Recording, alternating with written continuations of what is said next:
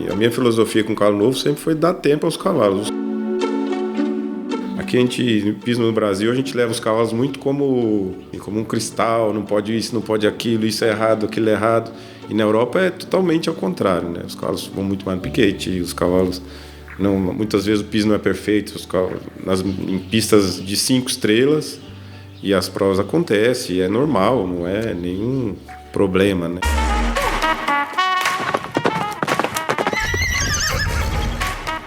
Fala pessoal, tá começando mais um episódio do ClaqueCast. Hoje a gente tá aqui com o Francisco Musa, 4 vezes campeão brasileiro sênior top. Teve mais de 200 classificações na temporada que passou na Europa por 7 anos, né, Musa?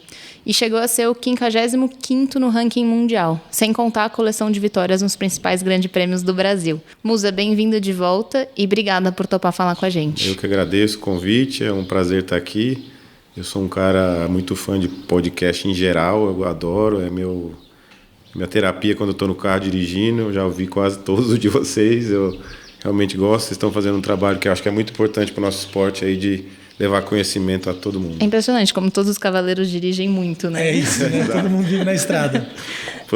Melhor que podcast para ir passando tempo na estrada não existe. Musa, eu acho que vamos começar falando exatamente desse seu período na Europa. Você acabou de voltar, não tem um ano que você chegou aqui ainda, né? Que você voltou oficialmente. Exato. Mas você ficou 7 anos na Europa. Conta um pouco da experiência, o que foi, por que você foi, como foi ficar lá, porque você fez um pouco de tudo lá, né? De global a cavalos novos. Sim, a experiência em si de ir para a Europa é uma experiência fantástica, né? Eu tive a oportunidade numa condição muito boa, né? De ter cavalos para saltar as provas mais importantes. Tudo começou aí com uma ideia do Império Egípcio. Quando eu estava trabalhando com o Daniel Aguiar, que eles queriam fazer uma temporada em Wellington, não incluía aí da Europa. A gente foi para a temporada de Wellington, a Anelisa também tinha uma vontade de saltar a temporada em Wellington. A gente foi com 4 cavalos para a temporada de Wellington e foi uma temporada muito boa.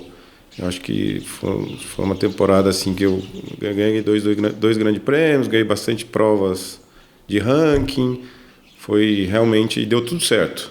E aí se cogitou, por que não ir para a Europa? Aí foi aquela conversa, então vamos 6 meses para a Europa e vamos voltar. Que a ideia inicial era só fazer a temporada de Wellington e voltava para o Brasil. Aí fomos 6 meses também, foi 6 meses de sucesso, de bons resultados. Aí se cogitou em ficar mais um tempo. E aí nesse período já se teve investimentos em alguns outros cavalos, já que pensou em ficar. Também era para ficar mais um ano, acabou depois se tornando 7 anos aí no final. As coisas foram acontecendo, a gente foi ficando. Para mim foi muito bom, porque eu sou de uma família muito humilde, aí, como algumas pessoas sabem. Para mim foi uma oportunidade de muito aprendizado, lógico, né? Eu nunca tive a oportunidade de ter todos os aprendizados que eu tive lá. Eu sempre fui um cara muito pesquisador, sempre pesquisei muita coisa na internet, assisti, li livro, mas eu nunca tive as oportunidades que eu tive lá. O Daniel, quando a gente chegou na Europa para passar esses primeiros 6 meses, ele me perguntou por que não ter um treinador. Já que você está aqui, você vai voltar. Quando você voltar para o Brasil, você volta melhor. E eu treinei 2 anos diretos com o Grégory Watelet, que foi uma experiência incrível. Ele tem um sistema muito parecido com o meu, uma coisa de fazer bem feito, sem saltar, não precisar saltar coisas enormes e nada. Então, eu fiquei muito amigo dele, foi um período muito bom. E depois dos 2 anos eles achavam que teriam que ter alguém um pouco mais politicamente influente dentro da CBH. A gente passou para treinar com o Neco. Então eu passei mais 2 anos treinando com o Neco, direto, intenso, todo dia. O Neco é um livro, você não tem como discutir com ele. O Neco, você chega para ele, estou pensando em fazer isso. Ele fala, isso aí eu já fiz assim, já fiz assado, já fiz azul, já fiz preto, já fiz cor de rosa, e nenhuma dessas aí funciona. O que funciona é essa receita aqui. Também foi muito bom. E várias outras coisas que eu tive. Depois quando eles se separaram, tiveram um problema familiar lá, separaram, virou o Special Marathon. O Daniel optou por a gente ir para o Stefex. O Stefex é um lugar que tem 6, 7 pistas, tem mais de 200 cocheiras, só que são só cavaleiros de alto nível que montam lá dentro. Então você está respirando o alto nível 24 horas por dia. Eu ficava na mesma cocheira com o Daniel Deusser, Mas a Jessica Springs montava lá, a Kendra monta lá, as filhas dele montam lá. Só que aí a Jéssica treinava com o Nick Skelton. O Nick Skelton você tá vendo o Nick Skelton dar aula. O Daniel Deusser, às vezes, treina com o Frank Zlotak. Então, a oportunidade de conhecimento que eu tive foi muito grande. Eu acho que só tive ganhos aí, coisas a acrescentar na equitação e várias outras coisas que você aprende, né? Aqui a gente, pismo no Brasil, a gente leva os cavalos muito como eu vou dizer assim, como um cristal, não pode isso, não pode aquilo, isso é errado, aquilo é errado. E na Europa é totalmente ao contrário, né? Os cavalos vão muito mais no piquete, os cavalos muitas vezes o piso não é perfeito, em pistas de 5 estrelas, e as provas acontecem, e é normal, não é nenhum problema, né? Então foi um período aí muito feliz da minha vida. Se você tivesse que escolher, uma é muito pouco, mas 3 coisas que você acha que mudaram a forma como você vê o esporte, a sua carreira, ou o seu sistema até. O que você acha que foram essas 3 coisas lá na Europa? 3 coisas, eu acho que... Assim, eu já fui uma pessoa muito, assim, que sempre gostei de montar fora de hípica, que eu sempre gostei dos cavalos serem cavalos, né? Mas lá é um pouco... Isso é levado um pouco mais a sério que a gente. Uma segunda coisa... Pensar em 3 coisas é difícil. Que são muitas. Poxa, eu falei 3 pensando em não te dificultar para uma só.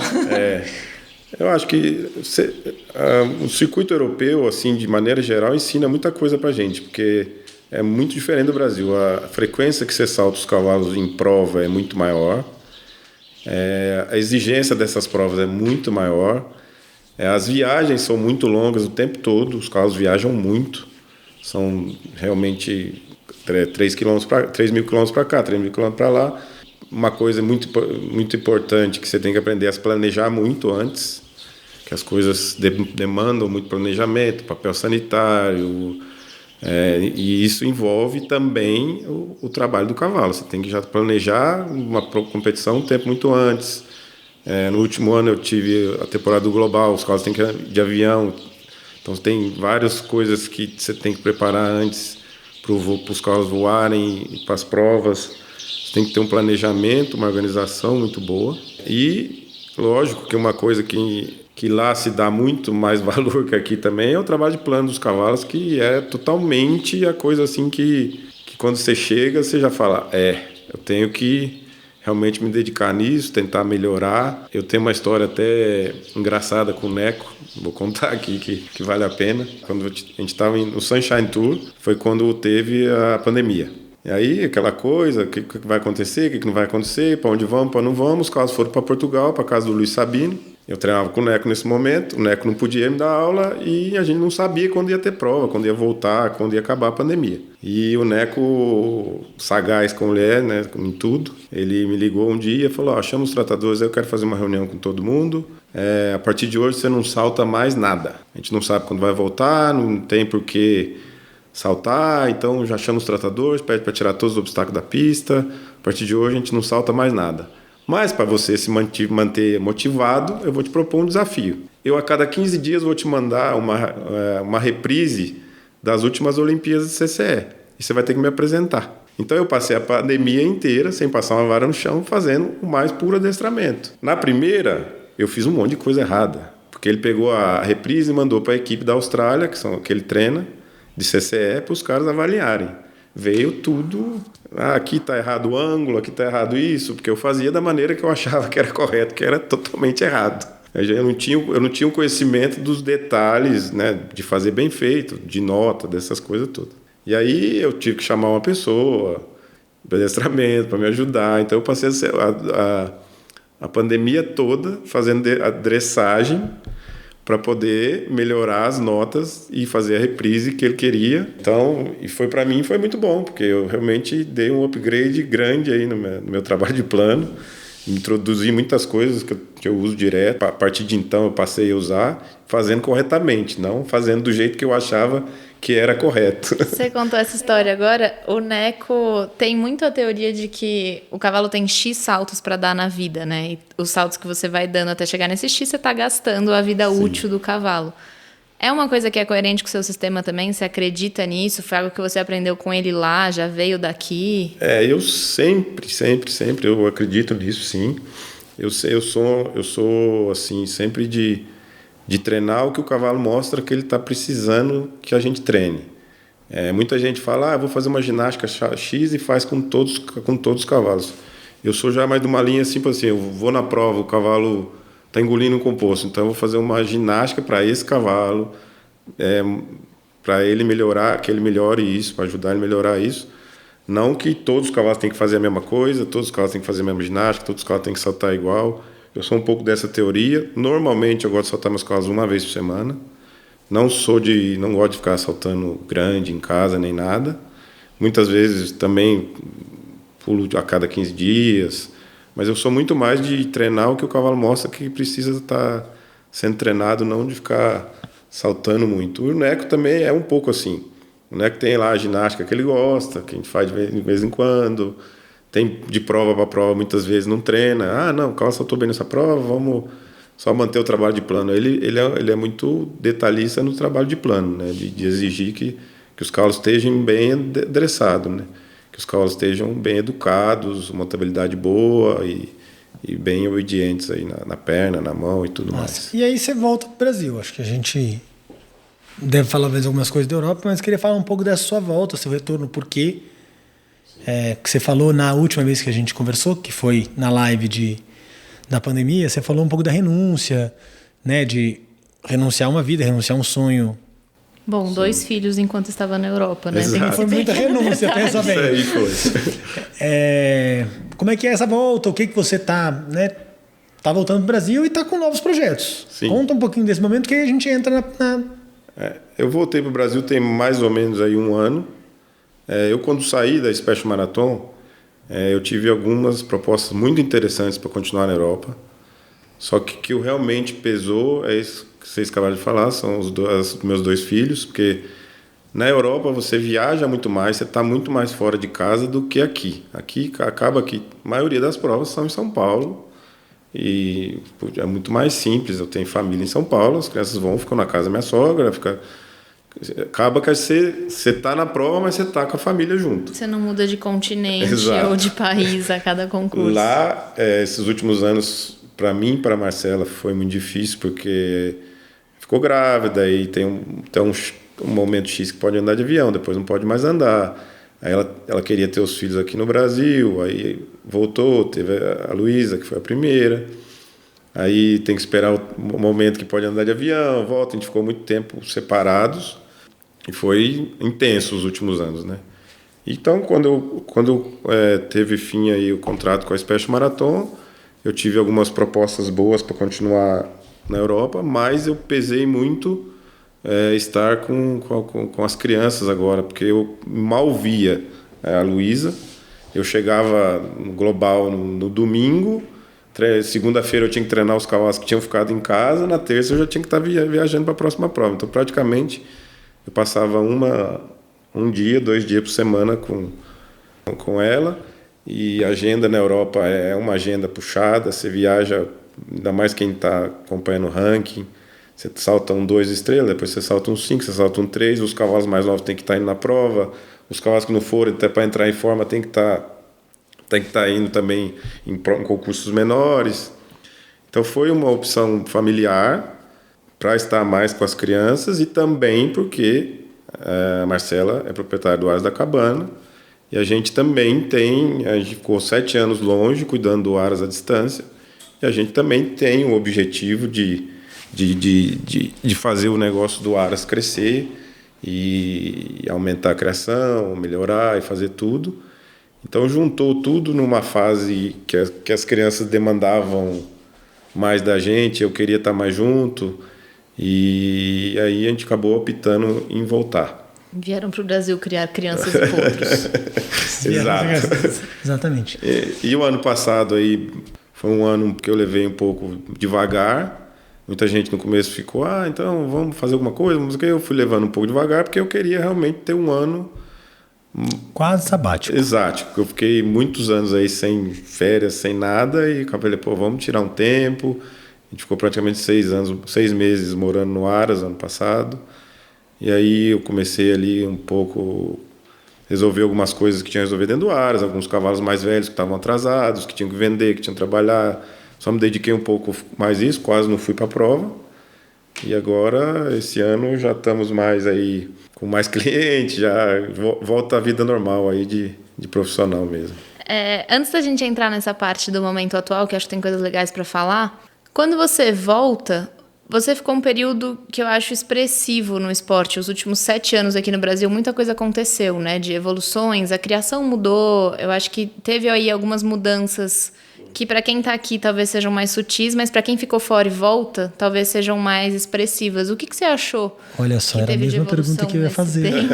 O que você acha que mudou nesse tempo que você ficou fora? Eu, assim, a primeira coisa que eu tomei um choque mesmo, que eu fiquei 7 anos quase, eu não fui em concurso nenhum. Porque eu vinha um pouco na época do Natal ali só, e então já não tinha concurso aqui. Quando eu voltei e fui nas primeiras provas, eu assustei um pouco com a quantidade de gente montando. Na minha época era um pouco menor. É chocante mesmo. Aumentou muito o número de pessoas montando. Da criação brasileira, eu já estava acompanhando um pouco como a gente cria. Eu já sabia que a criação estava aumentando. Hoje em dia, aqui, quase todo criador tem algum filho das melhores éguas do mundo. Eu acho que a gente tem hoje descendente das melhores éguas do mundo mais que a Europa. Porque tem vários filhos da Cartina, da Córdula, das éguas importantes da criação mundial, todas têm filhos ou netas aqui. Todos os criadores têm, todo mundo investiu. A gente mesmo no Arascabana, ano passado, trouxemos 6 éguas importadas das melhores linhagens. Então, da criação eu estava acompanhando. Agora, do esporte, eu choquei que aumentou muito o número de participantes. Aumentou muito o preço dos cavalos também. Foi uma coisa que eu estava totalmente fora. Tanto que quando eu decidi voltar, eu tinha um cavalo com a Luli para vender. Ela me falou, mas eu falei, Luli, mais ou menos pode vender. Ela falou, assim você vai dar o cavalo. O mercado está muito mais valorizando os cavalos do que você está achando e tal. Mas a coisa que mais chocou foi a quantidade de gente montando mesmo e os investimentos nos cavalos, né? Hoje, você olha as categorias de base, é praticamente cavalo de grande prêmio, quase todas as crianças, os pais investindo muito, as provas bem mais movimentadas, né? Quem diria que eu encontrar o indoor, como encontrei ano passado, lotado todos os dias, vendendo ingresso, que é uma coisa assim, que na Europa é normal, mas aqui nunca se viu, né? E lotado todos os dias, e movimentado e tudo mais. E na prova principal, na verdade, nas categorias de alto rendimento? Porque é isso, categoria de base realmente, acho que o número de amadores é absurdo a diferença que tem. Mas o que você sentiu nas provas principais? Porque a gente temos mais cavaleiros um pouco, sim, mas você sai de um nível que a gente sempre fala do gap. Tem um gap ainda muito grande entre Brasil e Europa. E aí tivemos lá ano passado, né, ano retrasado, há uns anos atrás, quando o Stefan foi já com a Primavera e teve resultado lá fora. A própria você, quando foi com a Catchme, com a Igualazan, bonita. Sharapova. Bonita não, né? Boa. Não, a Leia. Não, a Sharapova. Que também deu muito resultado. Muitos anos atrás. Deu muito resultado lá fora mesmo, logo que chegou. Mas queria que você falasse um pouco desse gap e como é que você enxerga isso no reverso. Quando você volta para cá, a gente ainda está muito longe. Como é que você está vendo a tropa dos sêniors em comparação ao que a gente está... De forma direta, aumentamos em quantidade e qualidade ou só em quantidade? Sim, assim, eu sou a vida inteira eu fui da campanha que a gente tem qualidade aqui, a qualidade dos cavaleiros é muito grande. O que eu acho que muda realmente é a competitividade. Vou explicar o porquê que eu acho. Porque lá você pega num fim de semana, tem 3, 4, 5 estrelas, tem 10, 4 estrelas, com 100 inscritos. Vou dar um exemplo, num 2 estrelas ali na Bélgica, Lille ou Pabec, tem 100 inscritos, você tem que saltar para classificar para a prova que classifica para o Grande Prêmio. Aí você só pode saltar um cavalo. Aí você tem que classificar para o Grande Prêmio. Aí, então, a competitividade te melhora. E você está o tempo todo tendo que estar no máximo possível. Aqui, a quantidade é menor. Então, o armador não pode, talvez, exigir tanto como ele vai exigir lá, porque lá de 100 vai ter 10 zeros, 12 zeros. Aqui, se o cara exigir demais, às vezes não vai dar nenhum zero. Como a gente já viu, né? A gente vê algumas vezes. Então, tem essas dificuldades. O armador fica mais difícil. As alturas, eu acho que a gente sempre saltou aqui provas de alturas muito boas, perto de lá e tudo. Mas eu acho só que pela quantidade, a exigência diminui. Mas a qualidade tem igual. A gente prova todo mundo aí. A maioria dos cavaleiros daqui que saem sempre vão lá e fazem bons resultados, andam bem. Mas eu acho que a grande diferença é mais a quantidade mesmo, porque a quantidade de gente boa que tem montando lá todo fim de semana e que você tem que ganhar desses caras toda semana, a quantidade é muito maior que aqui. Aqui, um grande prêmio, são 20 e poucas pessoas. O armador não pode colocar a mesma coisa que ele colocaria numa prova lá que tem 100. E 100 cavalos bons, 100 cavaleiros preparados. São os melhores dos seus respectivos países. Né? Esse novo momento seu, qual é o projeto? Qual é o sonho? Bem, agora a gente tinha um projeto quando eu voltei de melhorar as cocheiras lá no Aras da Cabana, melhorar a estrutura para ter cliente, tudo. Eu no começo fui um pouco contra, porque eu achava que não misturar a criação com cavalo de esporte eu não acho uma coisa interessante. Por quê? Porque primeiro, principal, a parte sanitária, que os cavalos estão em concurso toda semana, entra e sai, e acaba sendo um pouco... tendo várias questões sanitárias aí que podem complicar a criação, né? O dia a dia de um aras de criação é um dia a dia muito mais tranquilo que um dia a dia de uma cocheira de cavalo de competição. É mais tratador, é mais isso, tudo implica em... E eu sempre optei por a gente ter um treinamento fora. E olhando isso, a gente acabou comprando um terreno no condomínio Santa Filomena, em Salto, que o nosso plano era construir, só que as coisas tudo foram caminhando para o lado certo aí, e o Artemus estava de saída lá do Skincariol, eu acabei alugando o Skincariol, o Artemus cedeu lá para mim, passou o ponto, vamos assim dizer, né? Ele foi muito, muito bacana comigo nesse ponto, ele queria diminuir o esquema dele e acabou me passando lá, deixou alguns tratadores, deixou alguns clientes também. E eu fiquei lá um tempo e o Adriano Skincariol, que é o proprietário, sempre falava, eu não vou te alugar, vou te vender, não sei o quê. Acabou que deu certo, a gente adquiriu lá. Agora os planos são formar mais cavalos, né? A gente esse ano aumentou a criação do Aras da Cabana, praticamente triplicou a criação, né? Porque a gente quer ter cavalos para suprir o leilão, ter cavalos para formar e vender um pouco mais para frente prontos. E também, junto com isso, tem um pavilhão separado lá no centro de treinamento agora, com 20 cocheiras que são dedicadas a clientes. Pessoa que quer mandar cavalo para treinar, que queira fazer aula, clínica, aula de um dia, atender de forma geral. Quem quiser aí treinar um pouco comigo ou fazer alguma coisa nesse sentido. Enfim, acabou o ano sabático. Acabou o ano sabático. Mas eu ia falar isso, 7 anos sem dar aula, tendo aula. Exato. Você sente falta? Sentiu falta? Eu sinto falta, eu gosto da aula. Sempre fui uma pessoa que gosta da aula. Eu acho que dar aula te melhora, porque você tem que estar bem para dar aula bem. Não adianta também você dar aula, você está repetindo sempre o que você acha que é correto fazer. Então também eu acho que é uma maneira de você melhorar, você dar aula, porque você está sempre repetindo o que você acredita que é o que você tem que fazer, né? Eu sempre gostei, infelizmente na Europa eu não podia, eu tinha um contrato que eu não podia montar cavalos de terceiros, nem dar aula, nem nada. Fiquei só realmente fazendo aula, que foi muito bom. Como eu disse no começo, para mim foi uma coisa... Foi a primeira vez que eu tive aula direto assim mesmo, treinamento e tudo. Porque antes fiz clínicas com algumas pessoas, aprende um pouco aqui, um pouco ali, mas assim, dessa maneira não. Mas a aula, eu adoro dar aula.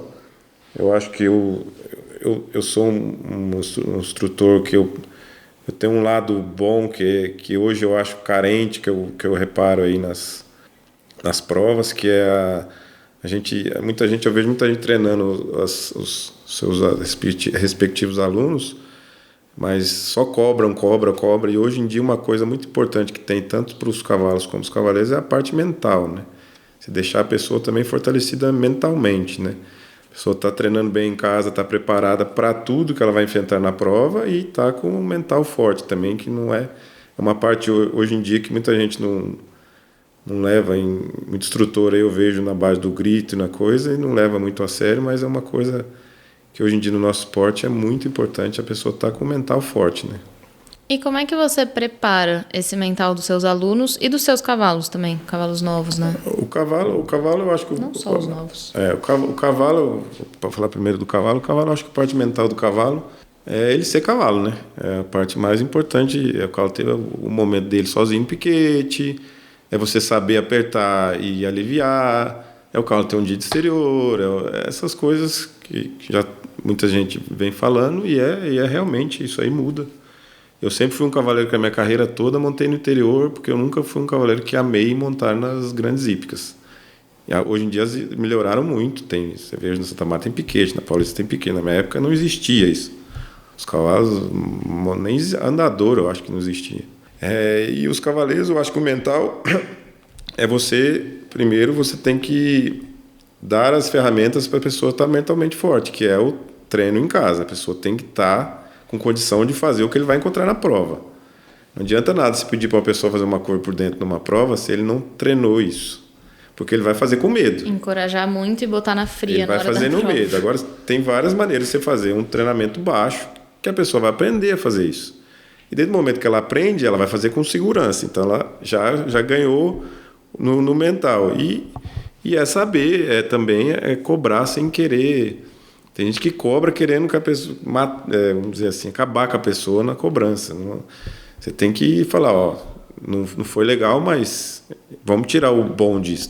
Sempre tem alguma coisa que a gente tem que puxar para si para poder melhorar. A gente não consegue fazer nada se a gente como é que é uma frase que eu escutei esses dias? A coisa mais forte que a gente pode... Como é que é? A coisa mais forte que a gente pode fazer é assumir que a gente é fraco.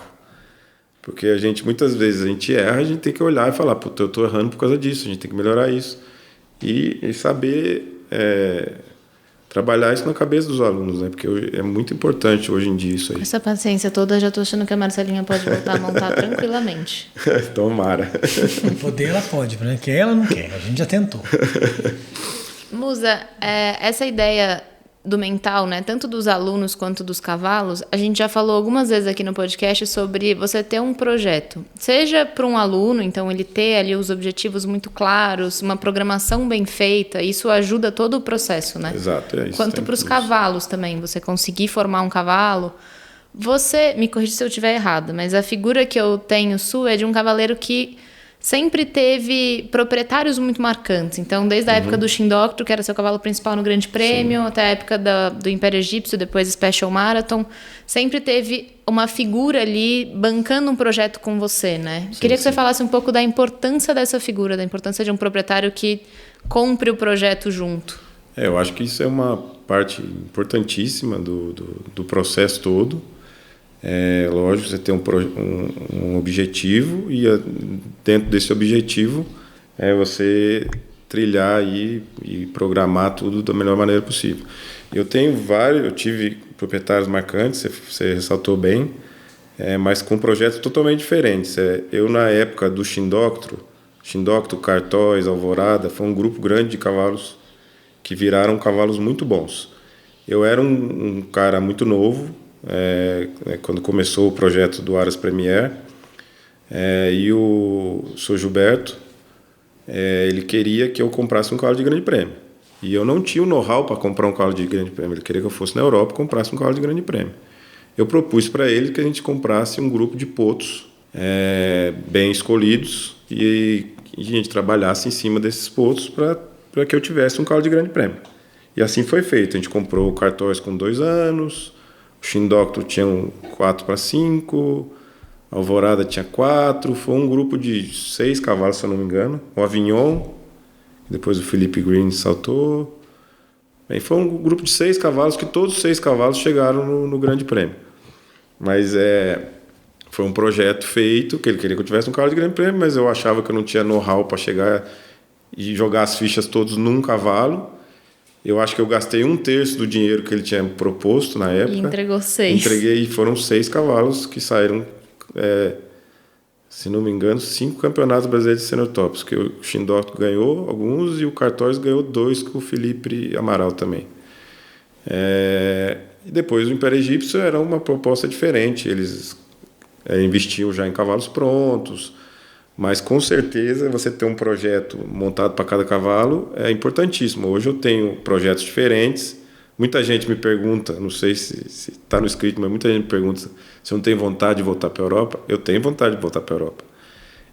Hoje eu, com certeza, vou ter as portas todas abertas, eu conheço todo mundo, eu tive uma convivência com os melhores cavaleiros do ranking aí durante esses anos todos.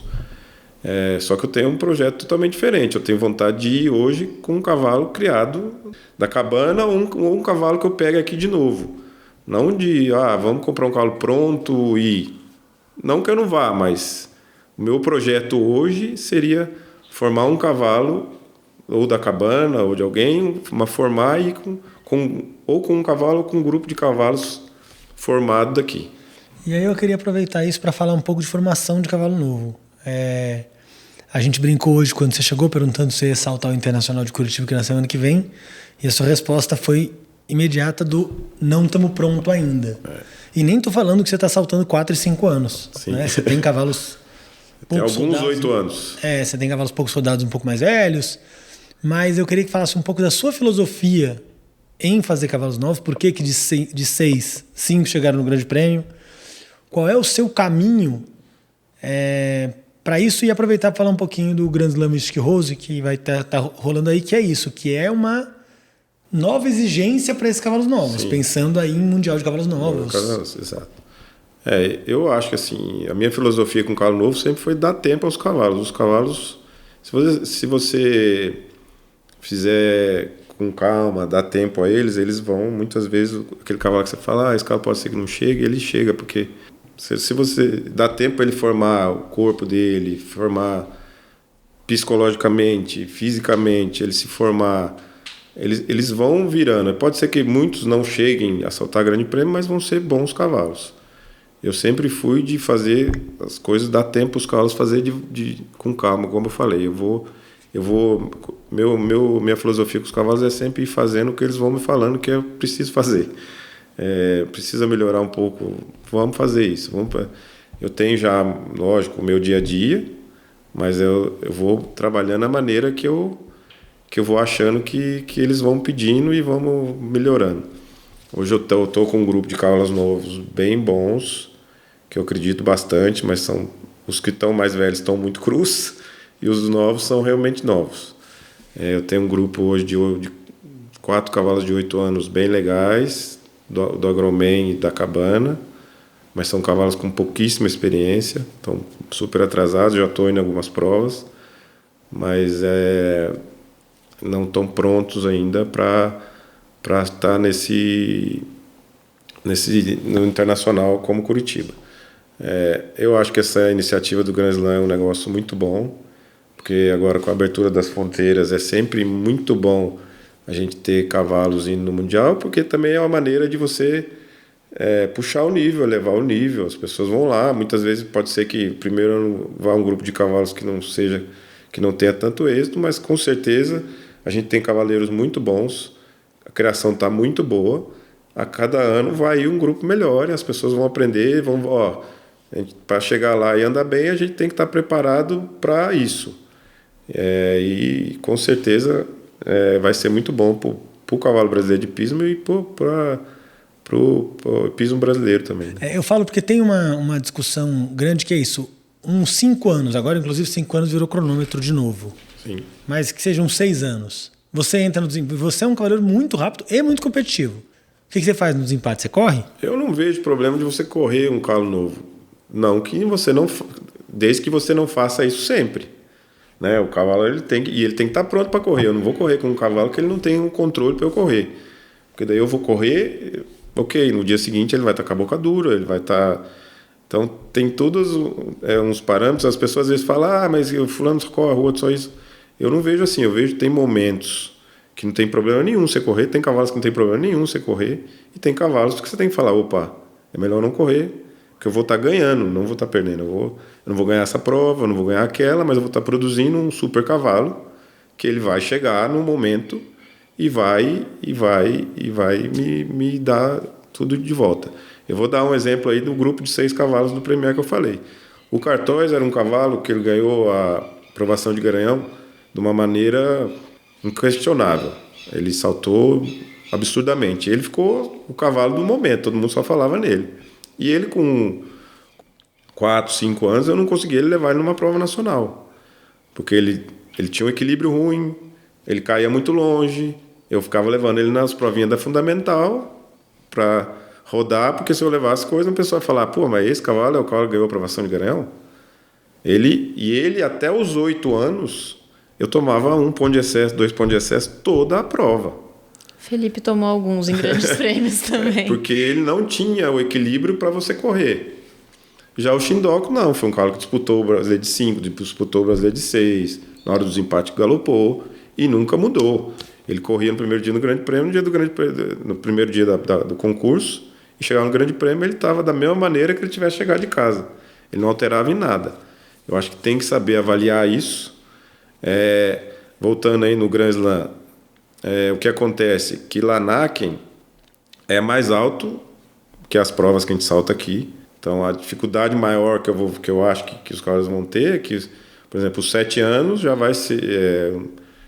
ele é ali um 45, no último dia beira 1,50 m já. Então, um cavalo de 7 anos que vai para Lanaken, ele já tem que estar praticamente pronto para saltar um grande prêmio. Ele não vai poder... Não tem outra chance, né? E lá, se você faz 4 pontos, você está totalmente fora da final. E mesma coisa no 6, mesma coisa no 5. Pra você ter uma ideia, na Europa, os europeus falam que Lanaken é muito grande para cavalo novo. Porque as provas normalmente são menores. Só que chega Lanaken, é mundial, lógico, se tem mais exigência, concorre. Aí volta no que a gente falou da diferença dos grandes prêmios. A concorrência é muito maior, são os melhores cavalos do mundo. Se eu não me engano, vou falar aqui, mas começam beirando 400 cavalos aí nos 5 anos e só classificam 50 para a final. Nos 6 anos é a mesma coisa. A dificuldade que quem for vai ser bem isso aí, né? Os cavalos vão ter que estar bem mais adiantados do que normalmente eles estariam no ritmo do cavalos novos no Brasil. Boa. Uma das coisas que você falou, Musa, que o tipo me impressionou quando você voltou para o Brasil era um pouco a questão do preço dos cavalos, o mercado, o quão aquecido está o mercado. Sim. E hoje a gente está aqui, estamos gravando, né, mais uma edição do Leilão Friends, ao qual o Horas da Cabana faz parte. E eu queria que você desse um pouco a sua impressão do mercado dos leilões. Você acha que... Eu imagino que a resposta seja sim, porque vocês, né, triplicaram a criação. Sim. Mas pensando nisso, você acha que esse mercado ele se mantém assim? Se a gente está vivendo uma bolha... Muito se fala dessa bolha do leilão, né? Que está todo mundo criando, muito cavalo sendo criado. Qual é a prospecção que você está fazendo para daí 3, 5 anos? Eu a gente aumentou a criação, mas eu acho que leilão tende a cair os valores.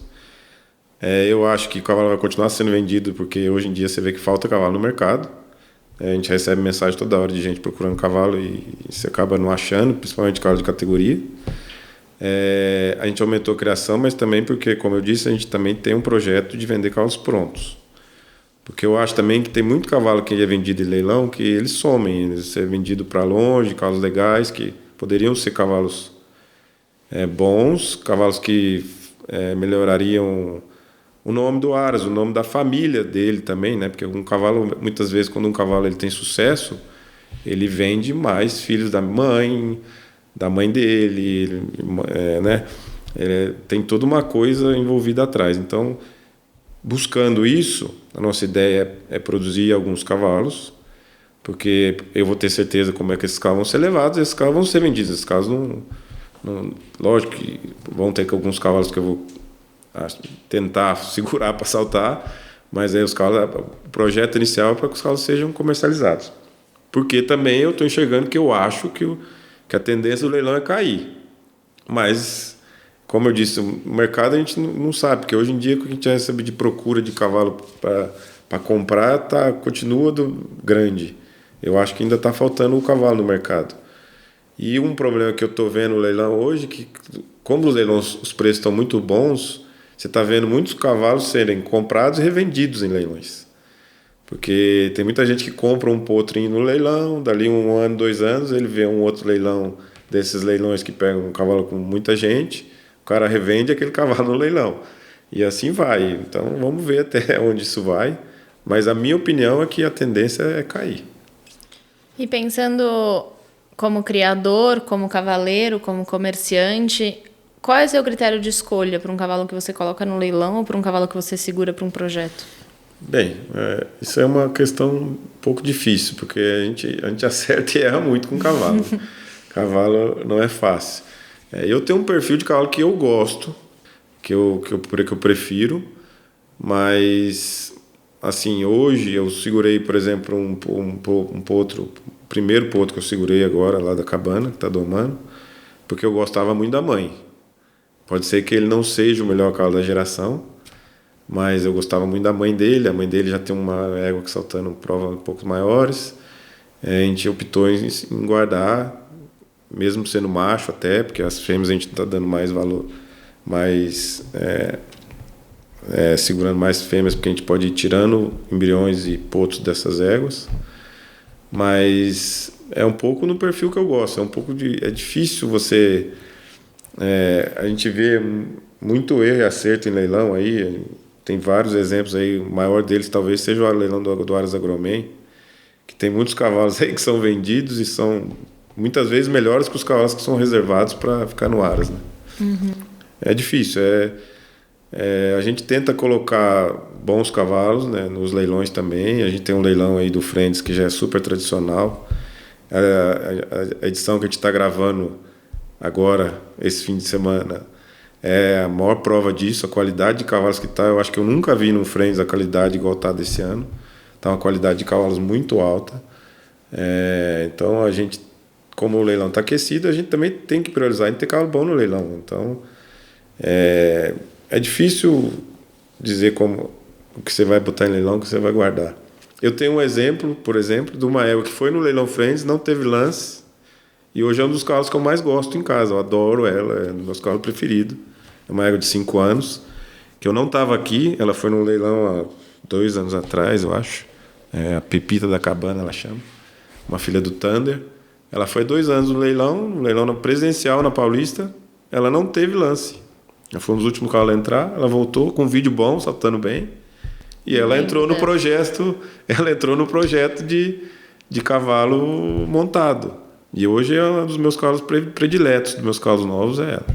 Bom, infelizmente a gente vai ter que parar por aqui, porque tá formando chuva e a gente precisa filmar os 19 cavalos excelentes dessa edição. Exato. Chico, queria agradecer imensamente a participação. A gente está animado para te ver de volta nas provas, galopando como sempre. Então prepara logo esses cavalos, vamos voltar para eu acredito que no segundo semestre eu acho que os cavalos já vão estar mais em ponta aí de tentar brigar por alguma coisa. Então tá ótimo. Ótimo, eu tô animada para ver esse Aras da Cabana criando milhões por ano. É isso, bora. Obrigado, Chico. Obrigado, Chico. gente.